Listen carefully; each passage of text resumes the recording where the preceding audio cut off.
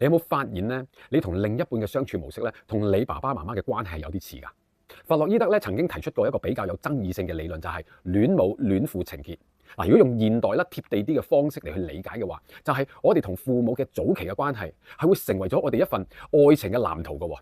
我哋會不自覺咁樣咧喺未來嘅伴侶身上面咧，會去嘗試尋找翻同父母相似嘅特質，甚或係重演翻同父母嘅相處模式嘅喎。例如，如果一個爸爸一直都好照顧你，你可能咧好容易俾一啲成熟啦、有安全感嘅伴侶咁吸引嘅喎。